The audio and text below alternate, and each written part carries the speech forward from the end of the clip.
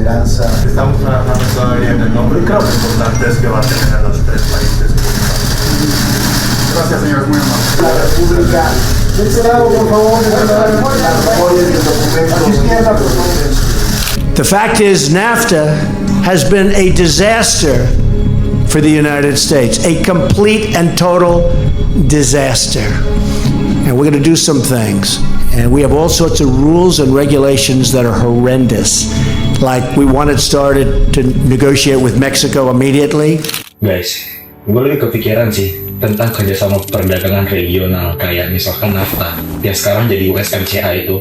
Nah, sebenarnya kerjasama perdagangan regional itu benar-benar nguntungin semua pihak gak sih? Secara teori sih harusnya iya ya, karena kan konsepnya regionalisme itu dimana negara-negara dalam suatu kawasan tuh kerjasama untuk ningkatin perdagangan, investasi, ya pokoknya integrasi ekonomi lah. Nah, terus juga kalau misalkan kita lihat dari datanya ya, emang ada nih peningkatan gitu. Misalnya ekspor dari Meksiko ke Amerika Serikat itu udah naik banget setelah emang adanya kerjasama ini. Cuma ya itu masalahnya kalau misalkan gue pikir secara pribadi ya, itu kayaknya nggak sesederhana nguntungin semua pihak gak sih? Maksudnya gimana, Roy? Kayak misalkan gini, oke, perdagangan ini naik, tapi kenapa ada sektor-sektor tersendiri di Meksiko? Kayak misalkan kita ambil contoh petani lokal Meksiko, itu kalah saing nih produknya sama Amerika. Nah, itu sih karena emang ada struktur kekuatan aja nggak sih? Kayak Amerika Serikat kan jauh lebih kuat gitu dari secara ekonomi daripada Meksiko gitu. Jadi ya walaupun emang ada kerjasama, posisinya ya nggak benar-benar setara karena Amerika jauh lebih kuat dibandingkan Meksiko. Jadi berarti ini masuknya ke ekonomi politik gitu, dimana kerjasama itu nggak cuma soal ekonomi tapi juga soal power.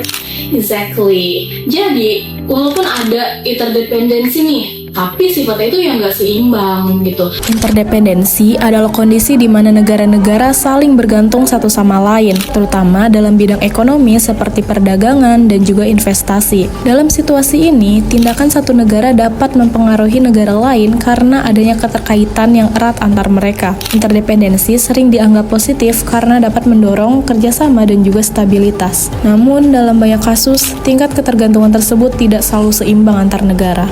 Meksiko ini jauh lebih bergantung ke pasar Amerika dibandingkan Amerika bergantung ke Meksiko. Wait, berarti kalau misalkan dengan apa yang lo jelasin tadi, kalau misalkan terjadi sesuatu di Amerika, otomatis Meksiko kena juga dong impact-nya. Iya, dan kebuktikan waktu NAFTA akhirnya diganti jadi USMCA. Iya, karena menurut mereka, NAFTA itu nggak nguntungin mereka kan. Dan karena mereka tuh punya lagi-lagi power yang lebih besar. Nah, mereka ini bisa aja nih dorong adanya negosiasi ulang karena negara-negara lain ya kayak Meksiko dan juga Kanada ya mau nggak mau harus ikut sama permainannya si Amerika Serikat ini dong.